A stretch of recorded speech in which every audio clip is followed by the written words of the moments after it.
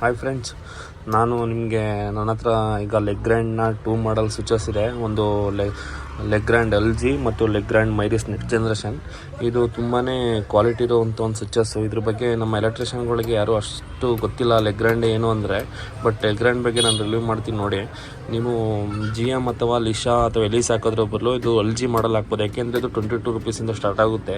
ಮತ್ತು ಕ್ವಾಲಿಟಿ ಅಷ್ಟೇ ನಿಮಗೆ ತುಂಬಾ ಹೆವಿ ಕ್ವಾಲಿಟಿ ಬರುತ್ತೆ. ಮತ್ತು 20 ಇಯರ್ಸ್ ವ್ಯಾರಂಟಿ ಕೂಡ ಇದೆ ಸ್ವಿಚಸ್. ಇದು ತುಂಬಾ ಹೈಲಿ ಪರ್ಫಾರ್ಮೆನ್ಸ್ ಸ್ವಿಚಸ್ ಅಂತ ಹೇಳ್ಬೋದು. ಇದು ಫುಲ್ ಪ್ರೀಮಿಯಂ ಕ್ವಾಲಿಟಿ. ಲೆಗ್ ಗ್ರ್ಯಾಂಡಿಗೆ ಕಂಪೇರಿಂಗ್ ಯಾವ ಸ್ವಿಚಸ್ಸು ಕೂಡ ಇಲ್ಲ. ಏಕೆಂದರೆ ಇಲ್ಲಿ ಸ್ನೈಡರ್ ಮತ್ತು ABB ಎಲ್ಲ ಹೇಳ್ತಾರೆ. ಬಟ್ ಲೆಗ್ ಗ್ರ್ಯಾಂಡ್ ಅಷ್ಟು ಡಿಸೈನ್ ಆಗಿರ್ಬೋದು, ಆಮೇಲೆ ಕ್ವಾಲಿಟಿ ಕಾಪರ್ ಕ್ವಾಲಿಟಿ ಏನಿದೆ ಮತ್ತು ಒಳಗಡೆ ಫ್ರಿಂಗ್ ಟೆನ್ಷನೆಲ್ಲ ಇದೆ ನೋಡಿ. ಈಗ ಸೌಂಡಸ್ ಇರ್ಬೋದು, ಅದರಲ್ಲಿ ಇಷ್ಟೇ ಅಂತ ಇರುತ್ತೆ. ಅದ್ರ ಬಗ್ಗೆ ಎಲೆಕ್ಟ್ರಿಷಿಯನ್ಗಳಿಗೆ ಏನೂ ಅಷ್ಟು ಗೊತ್ತಿಲ್ಲ ಹಾಸನಲ್ಲಿ.